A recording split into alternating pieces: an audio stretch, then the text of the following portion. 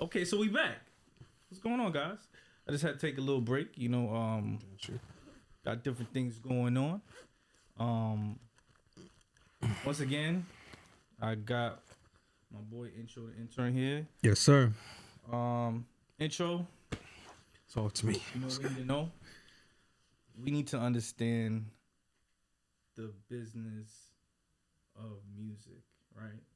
Because like I was saying earlier, I'm meeting artists and they're struggling in that area. You know, there's so much things to know: publishing, masters, owning, how to go about it, what steps to take. Yeah. You know, being independent is all cool, but keyword is independent. You are by yourself. So 1,000%. Being by yourself, there's a lot of things you have. Now you really in the business. I gotta laugh because niggas throw these words around all day like it's not realizing what it is. Independent, you're by yourself. Yes. So being by yourself, you're saying to the world, I don't need your help. I got this all on my own. And this is where you need people to coach you and show you, people that have been in the industry long enough, that know people that could put you in the right areas, get you around the right people, get you the right deals. 100%. If you want the deal. If you want the deal. Not a Diddy deal, but a deal. Listen, because that's there too. That's definitely that's on the table too. It's definitely a lot of that going on out here, man. So like for me, I'm not an artist. I mean, at least I don't consider myself an artist. I deal with art or whatever. But you're an artist. You're not a musical artist. Yeah, I'm not a musical artist. Right. But I'm very curious into how artists can get money in 2026, especially independently, because you know it's not easy. I seen the other day, freaking J. Cole was selling CDs out his trunk. Like that's what we going back to, which makes sense for J. Cole because you know he's already got the fame, so selling CDs out the trunk, he's selling for $20 is better. $20 and 3 cents. You know what I'm saying? So for artists, an independent artist, if you even get the 3 cents, even if you even get the 3 shit, Spotify not even giving you a fucking penny. See, even worse. So for artists, independent artists, what ways can they do to make money? Like, what can they do if it's music, outside of music? Like, now that they're independent, what ways can they? Gotta get a job, nigga. Gotta get a fucking job, my nigga. First and foremost. Cause it ain't working out like you think it is. So get yourself a JOB, nigga. Alright? Get yourself a little Uber Eats. Get yourself an Insta. Get yourself a DoorDash. Feel me? Nah, that's real rap though, but nah, some real shit. I mean, shout out to all of those, cause I've done them. You know what I'm saying? And that's the thing. Look. There's a lot of let's unravel this. First and foremost, to answer your question, all right, so what J. Cole is doing is what has always been done. Hold on, let me put my shit on D&D. So we could, get the information. All right. So I never relied on streams. I don't have top streams. I've had my numbers go up. I've had people hook me up, and that resulted in 2 of my albums getting taken down by Spotify. So shouts out to Apple Music. So when you go on my site, shameless plug, www.introtheintern.com, you're going to see that, which I don't have to have, you'll see the Apple Music players. Now, in order for an artist to make money in 2026, you have to have entrepreneur mentality. It's different for me because I worked in the labels, and worked with the labels. I worked in publishing companies. I So a lot of people, they probably either know one aspect of what I've done or the other, and they go hand in hand. So I'm gonna tell you what you need now, and then I'm gonna tell you how I got to where I got to what I have now. So you need anything pretty much to sell. Shit, you could sell a blank fucking CD if you wanted to. Why? Because you already are consuming my work online for free. So technically, I could give you a blank CD and you just give me a donation. I didn't jerk you, pause. I gave you something already, which is the music that's already made. I made that music. I put in that sweat equity, the money to do the photo shoot or graphic design or studio work, or whether I went to the studio, whether I bought the studio equipment, did it myself, polished, mix, master, whatever the case may be, beats, productions. I did my job already, technically. So at this point, I'm just here to collect. Yeah. Quite frankly, like, because if I say I'm an artist, let me see. There you go. Yeah. Now, where's the bread to support that? I did it for you guys. I did it for you. I did it for the public. Do you like it? You don't like it? Oh, I like this. I don't like that. Okay, I got 10 songs. Do you like at least one? Yeah. All right. Can you support this artist? So you need to have merch because, and I know it's frustrating because you done spent that money already, did the time and energy already, and you're comparing what you have for sale with someone who simply just worked and gave their money to whatever, a company to manufacture something for them. And it's not the same thing because I had to create this thing in its entirety from scratch versus you coming up with a concept and now you just, and I know it's not just money, but it is, when you think about it, it's just money that you're producing a product with. So I have to compete with today's market. Consumerism is big. So a lot of people got brainwashed into free music, and that's the labels' problems because the labels was really trying to find a way to enslave the artists in their contracts. So if I had to say today's time for you to make money, there's multiple ways, but you have to know why and how. One of them is merch. I'll say a USB. Like I said, it could be a blank CD or a regular CD with music on it. It could be, clothing merch, which is hats, shirts, jackets, It could be jewelry. This could be considered a merch where you mass produce this. It's at a higher rate, if you want, because the company, the logo is there. That represents me, so I could sell that. It could be, there's so many ways, that you can make money. You can make money off your skills, but because there's so much artists, people have this ego thinking that, oh, why should I pay you? But quite frankly, if we boil it down to the ground level, I'm a songwriter, a great one. So that's a skill. That's time. That's money. So I don't have to be famous to get paid for that. It's crazy. So this podcast is primarily business. And I got another one that's coming up that's going to be talking about products. And it's crazy. I'm looking and I always see you with your merch, so it's nothing for me. Right. But for the audience, I don't know if they're paying attention. So you got the chain, you got the jacket, you got the hat, you got the shades. You even joined the game with me and made a fucking sneaker. Yeah. You know what I'm saying? And these are the things where it's like, okay. Got the belt. Got the belt. The fucking belt. Excuse my French, but the belt. I got the wallet. The wallet. and this is what I mean. And I got the hoodie. Oh, you got the hoodie too? I got the I'm not surprised. I got the hoodie. I'm not surprised. And this is what I mean when I say a lot of you have to get extremely creative on how you make money. But I can answer that if you want me to. Oh yeah, of course. I want you to The answer. why, right?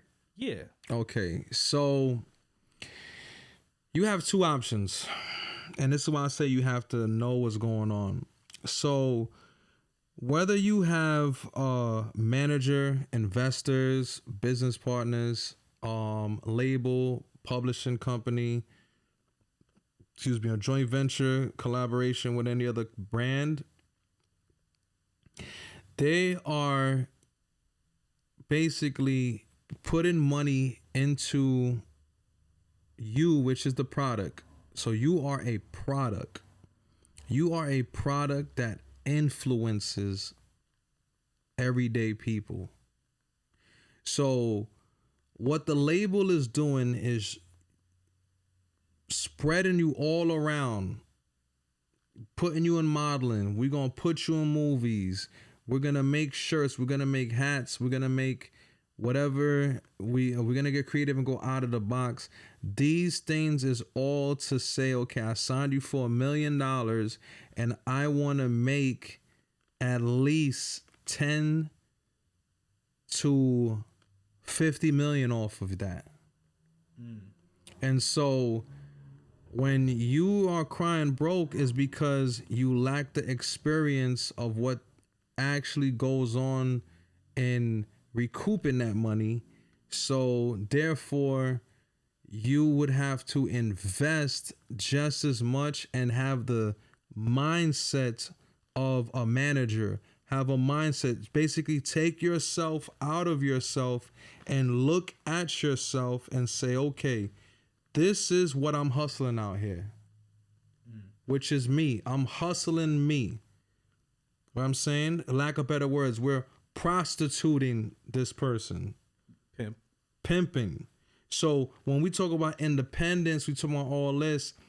The only difference is, okay, you are your own pimp now, but now you must pimp your image. This is why you get paid for photos, because they're using your likeness, because there was someone that put money behind that image to make it valuable to even steal.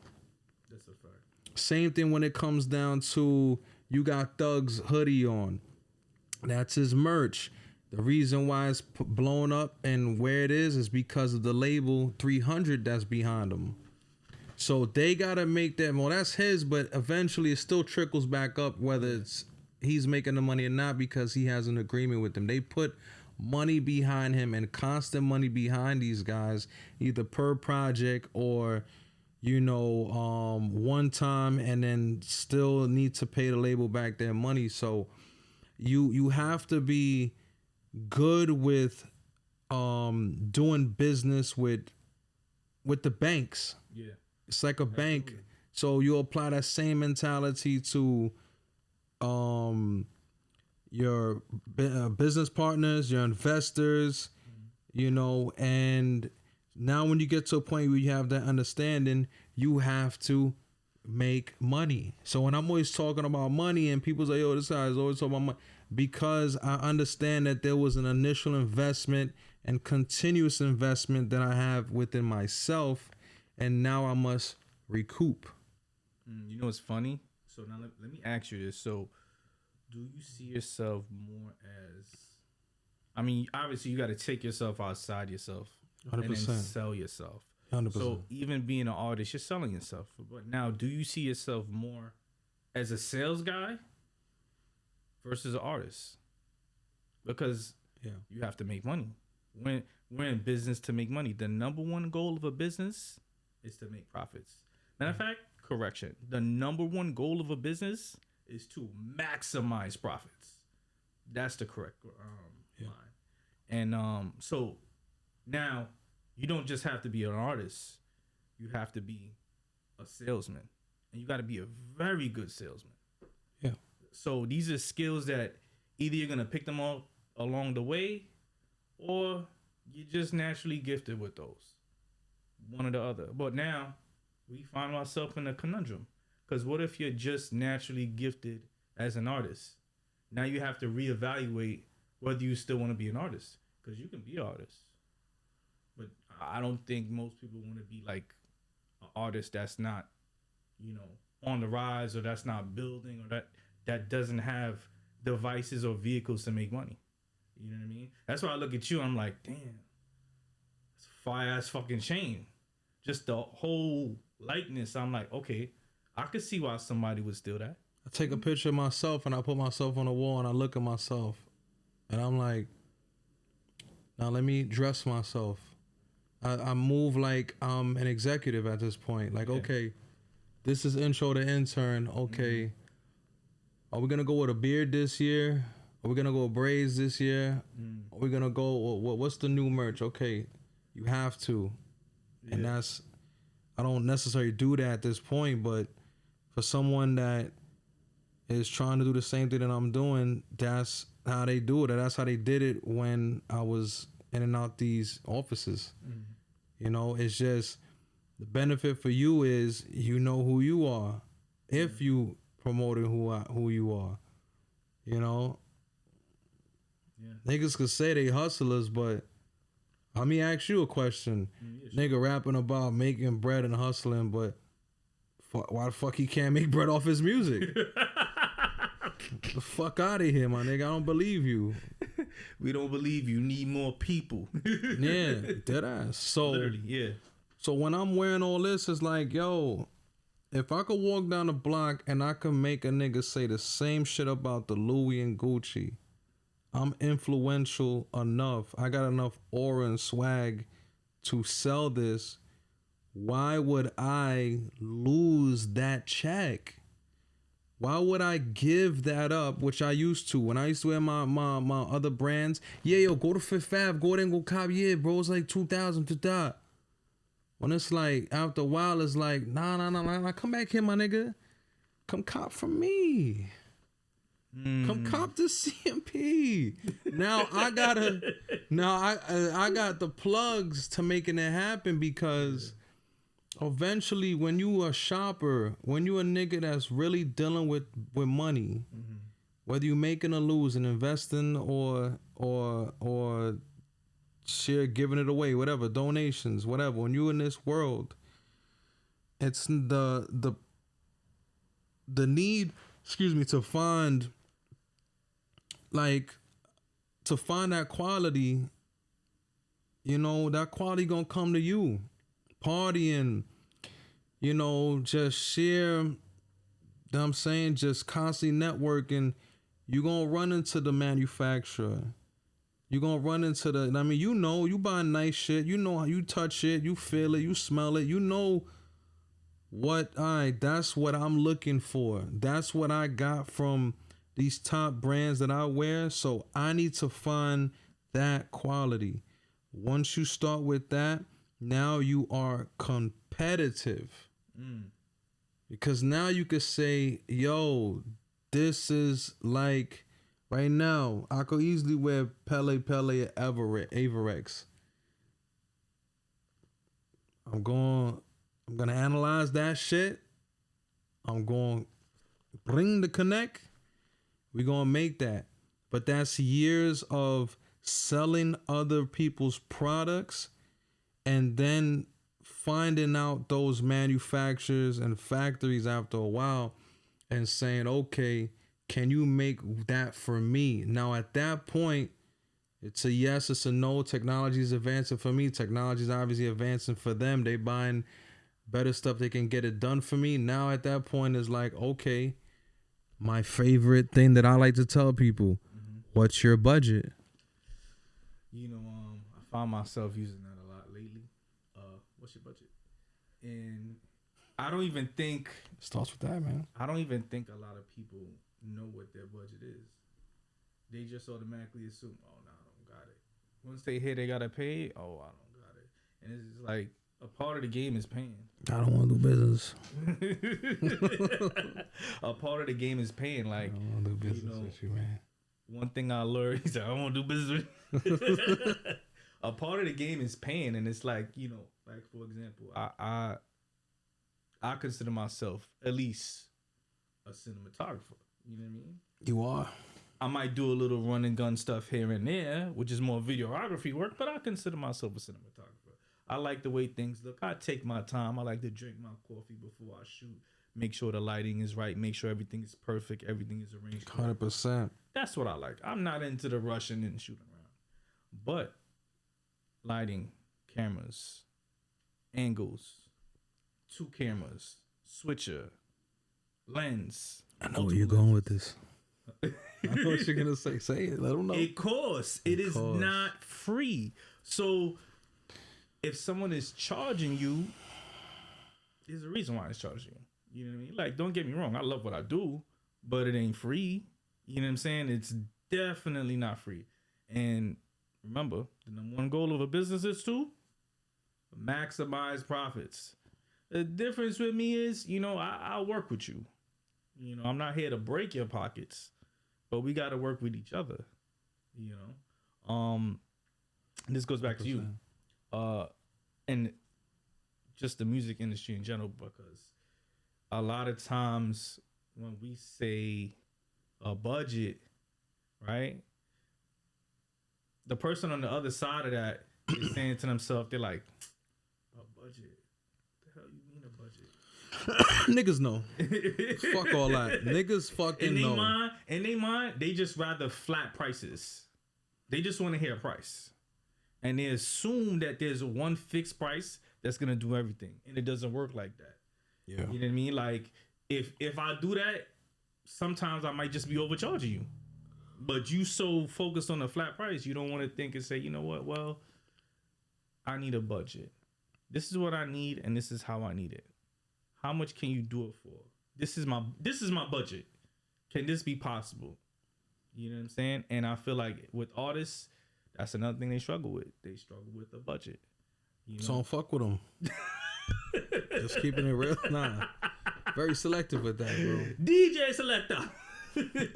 Selector, nigga. Because it sure ain't gonna be everybody. You know what I'm saying? So I was just keeping it real, bro. Listen, I'm about to be 37, my nigga. I've used my time very, very wisely. Mm-hmm. The fact that I'm an artist and we're even talking about budgets mean that I've gotten out. I'm more than an artist, bro. Mm. So I see you as a businessman.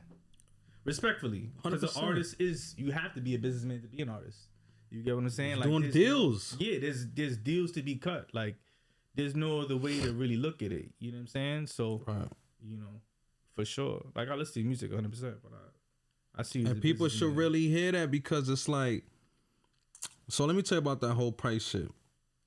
So, you got seasoned people, mm-hmm.